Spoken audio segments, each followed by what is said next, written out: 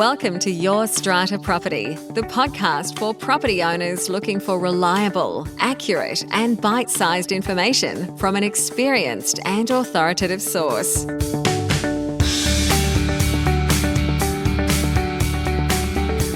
Hello and welcome.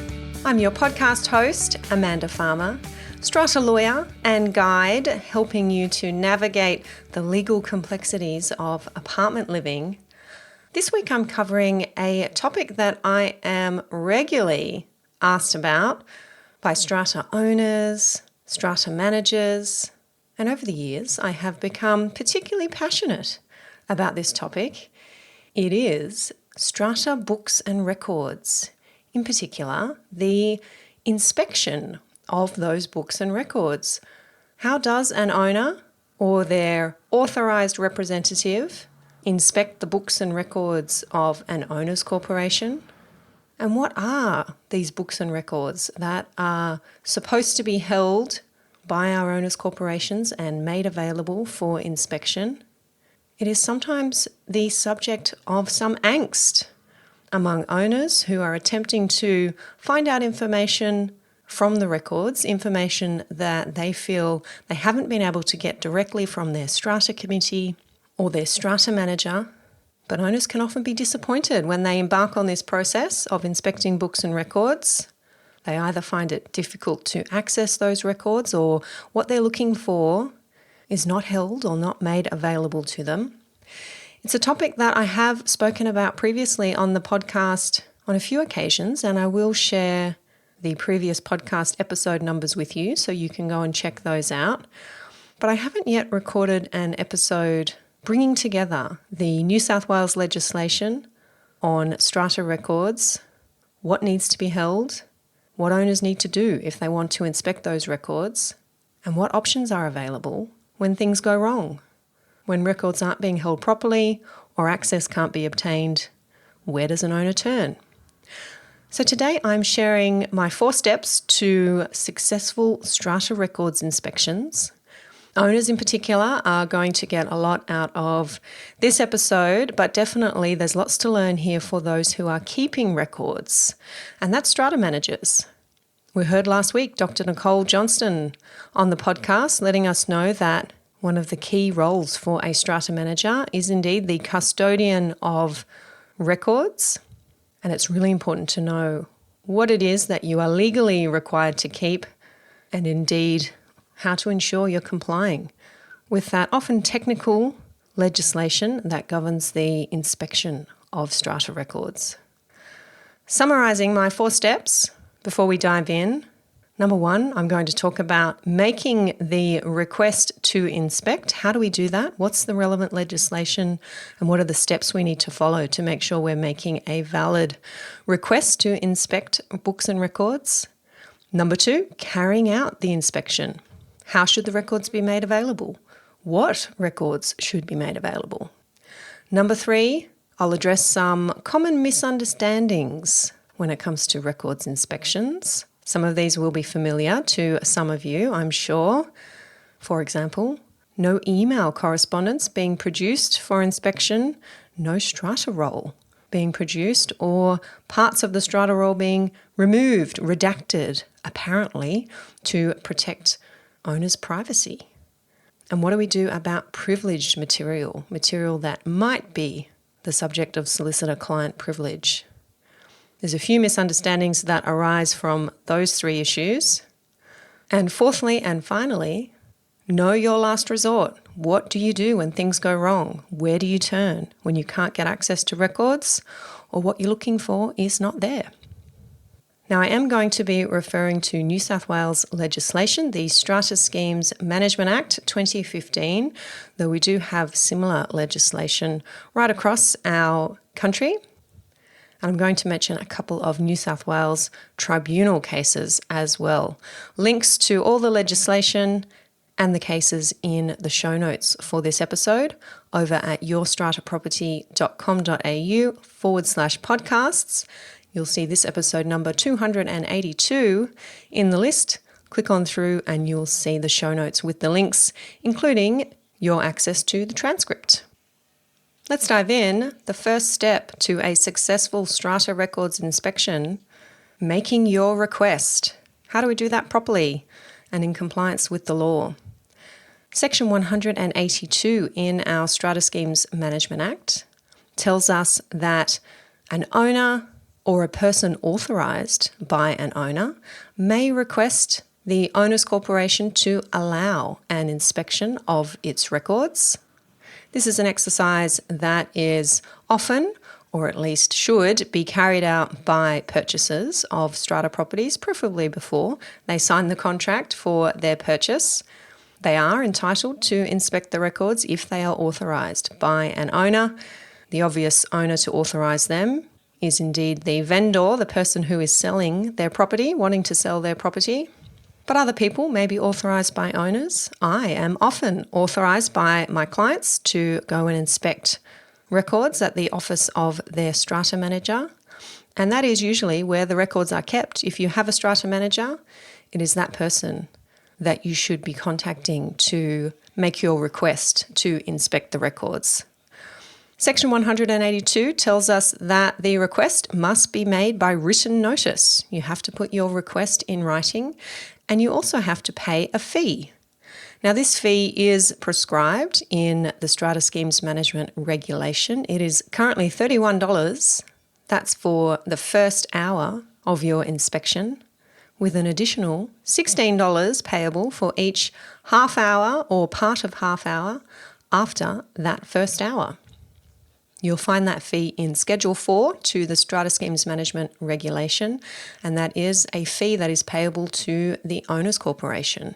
Not a fee payable to the strata manager, a fee payable to the Owners Corporation for making the records available under Section 182 of the Act.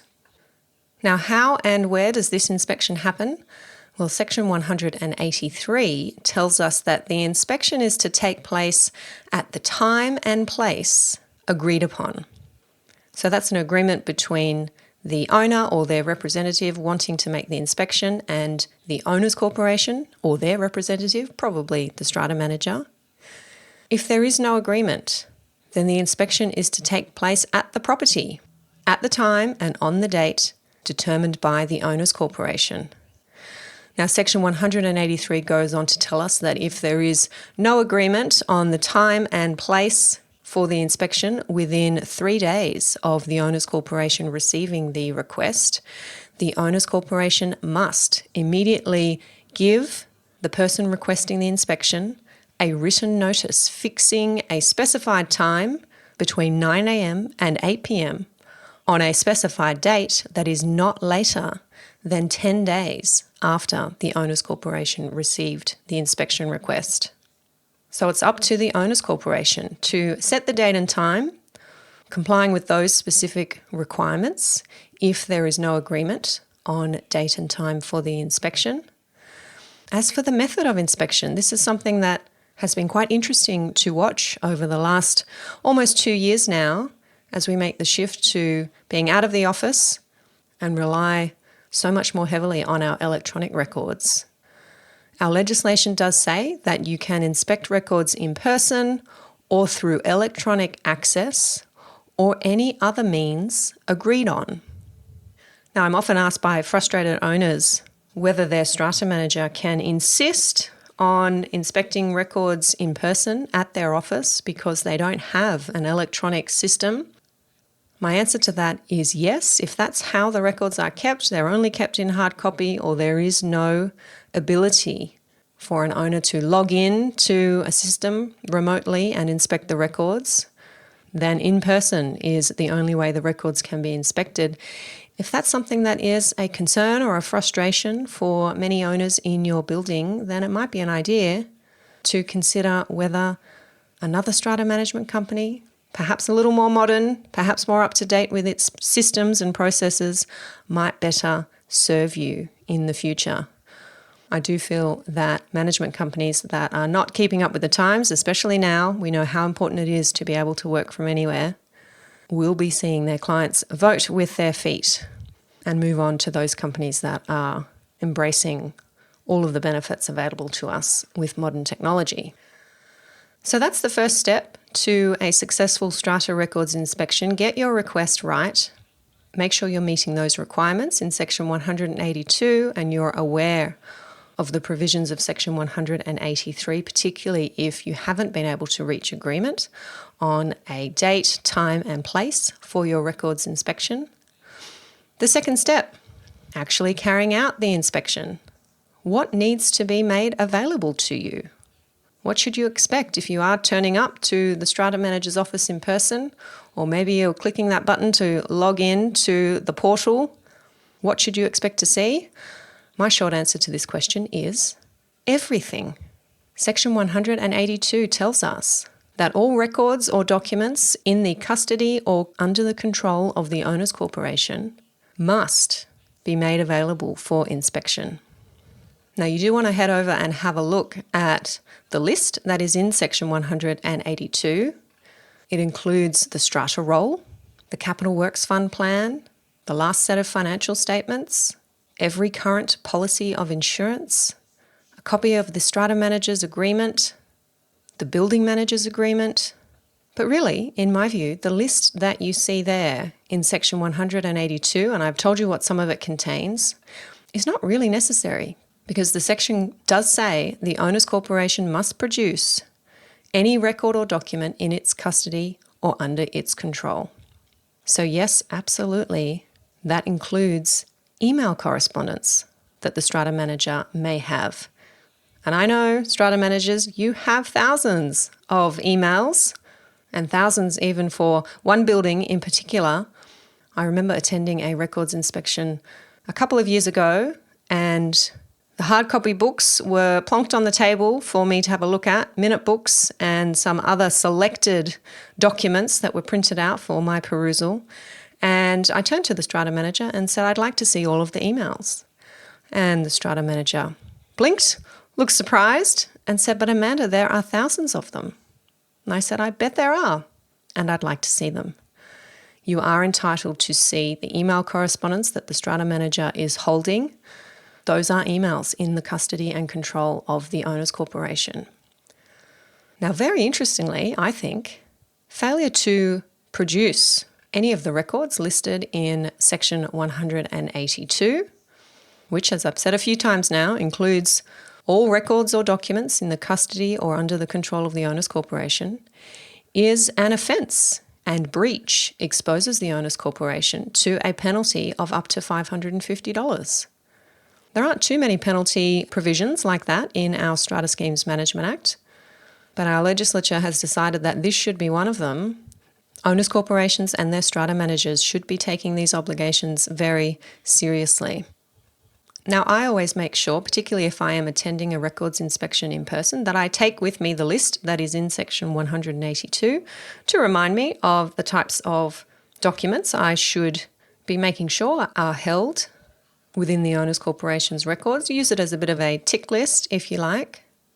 If you want to take copies of any of the documents, Section 183 also tells us that you are entitled to make a copy of the document, but must not, without the consent of the Owners Corporation, remove the document.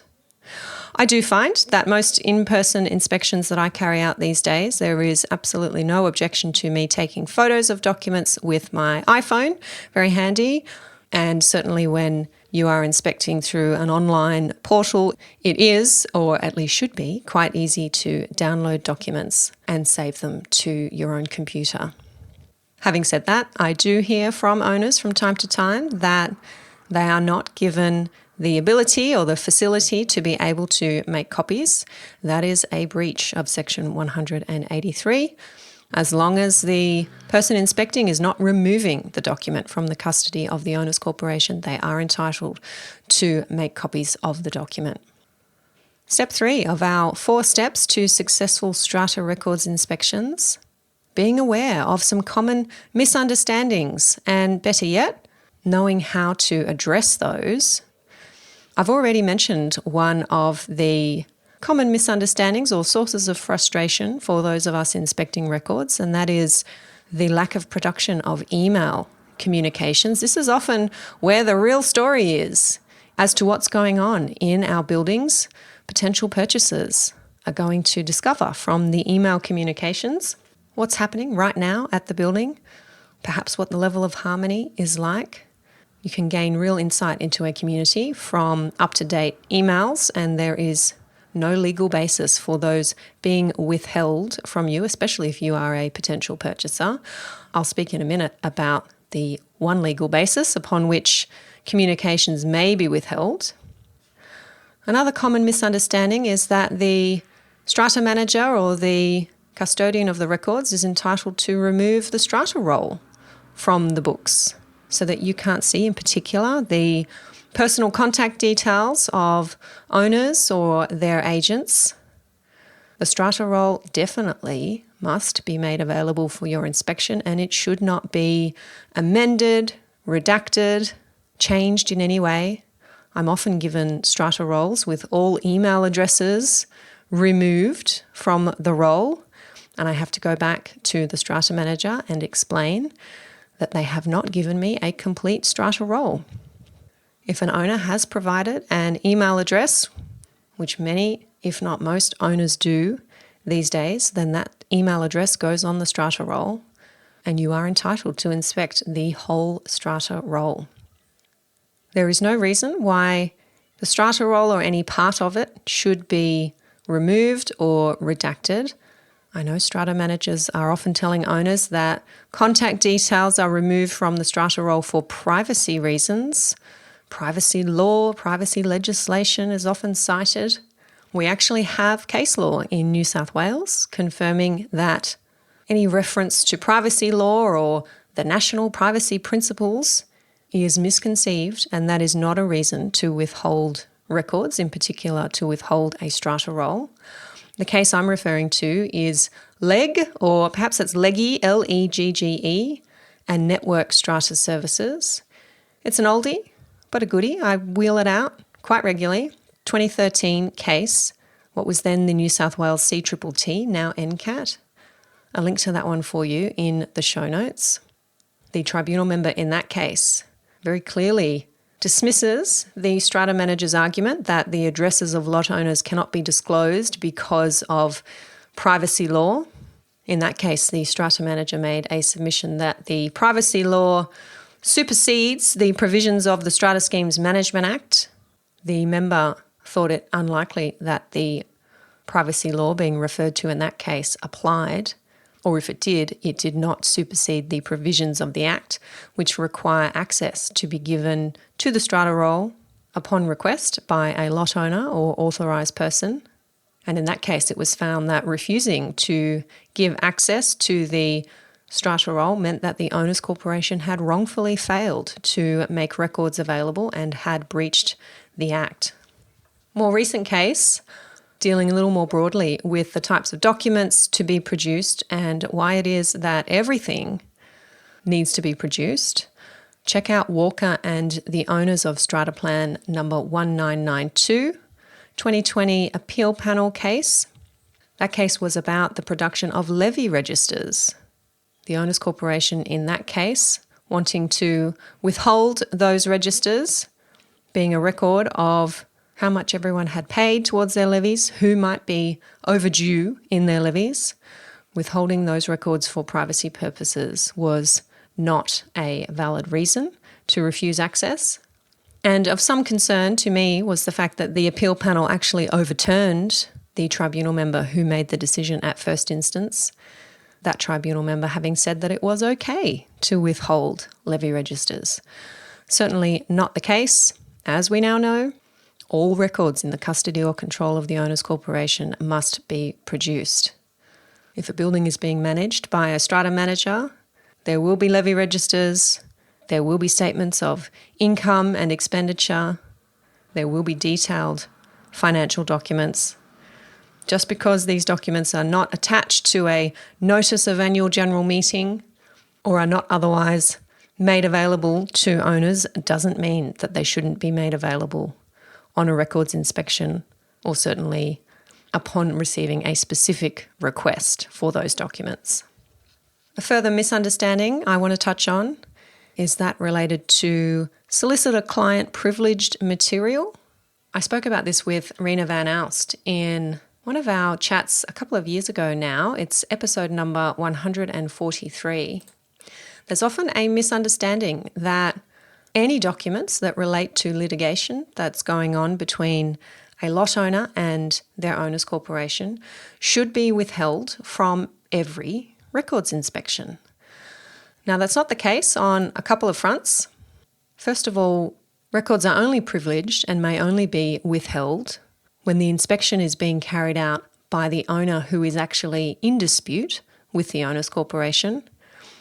If there are tribunal proceedings on between the owner of Lot 2 and the owner's corporation, and the owner of Lot 2 or their representative seeks access to records, it is fine, in fact it is important, for the owner's corporation to remove from the file those records that may contain legal advice to the owner's corporation about the tribunal proceedings with Lot 2.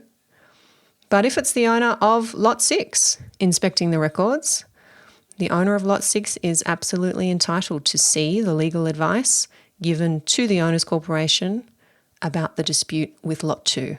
The records are not privileged as between Lot 6 and the owner's corporation, only between Lot 2 and the owner's corporation.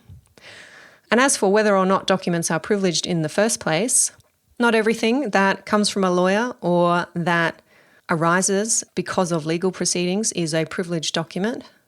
The question or the test is whether the document has been prepared for the dominant purpose of legal advice. That's not the case for every document, that's for sure. It's really important if you are an owner's corporation wanting or needing to quarantine documents from inspection because a lot owner litigant is attending to inspect, you get some guidance from your legal advisor to make sure that you are removing the documents you should be removing and leaving available those that should remain available. Our fourth and final step to a successful Strata Records inspection: know what to do when things go wrong. What if you have made your request, you have complied with Section 183, you know you've done all the right things, and you can't get access to your records? Perhaps you have made your inspection and what you are looking for or what you believe should be there is not there. You've asked for it, it still hasn't been produced. Where do you go next? Section 188 in our Strata Schemes Management Act tells us that the tribunal may order an owner's corporation or a strata manager to supply information that the tribunal considers the owner's corporation or strata manager has wrongfully withheld. If you are at the stage where you need to make such an application to the tribunal, it's worth being aware that you don't need to apply for mediation before you make your tribunal application. These applications are exempt from mediation under Section 227 of our Act. Do make sure that you have a clear description of the documents that you are looking for, or a detailed list if it's a few things. And it's a good idea that you have made that request, presented that list to your owner's corporation, care of the strata manager first before you make your tribunal application. Many times I have attended on records inspections. I haven't found what my client may have asked me to look for, but when I have then asked the strata manager, either verbally or later in writing for particular documents, those documents have been produced. And the tribunal really is a last resort. The other thing to be aware of if you're thinking of making one of these applications is to ensure that the document actually exists. The owner's corporation can only produce records that are in its custody or control. It may be that what you're looking for doesn't exist. I appreciate it's hard to know what you don't know, but if you're looking for a particular document that is referenced perhaps in another document, maybe there is a report from an expert that refers to an instruction given to that expert by the strata committee or the strata manager. If you're looking for that instruction, then you can point to the report that refers to it as giving you some indication that that is a document that exists or at least did exist. Often the mere filing of an application like this does mean that the documents turn up, which is helpful. If you're an owner's corporation faced with one of these applications, the best thing to do is comply with the request to the best of your ability. And if you can't, explain to the owner and ultimately the tribunal why it is that you are unable to produce the documents required, bearing in mind that there is going to be very few reasons, in my experience, why documents cannot be provided. Those are my 4 steps to successful Strata Records inspections. I appreciate we are just uncovering the tip of the iceberg there, and there's a lot more to this topic. Please do post your questions and comments under this episode over at yourstrataproperty.com.au/podcasts.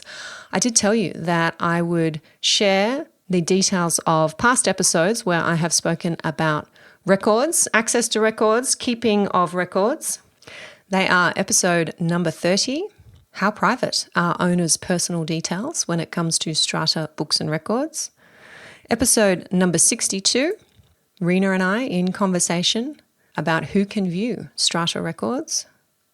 Episode number 143, I mentioned that earlier, When Are Records Privileged? And episode number 185, Rena and I discussing access to Strata records. I am indeed committed to making sure as many owners and strata managers are as educated as possible about the legal obligations of record keeping for our owners' corporations and facilitating access to records. The more we understand these technical provisions in our legislation, the smoother everybody's experience of community living can be. That's it from me this week. I'll look forward to catching you next time. Thank you for listening to Your Strata Property, the podcast which consistently delivers to property owners reliable and accurate information about their strata property. You can access all the information below this episode via the show notes at yourstrataproperty.com.au.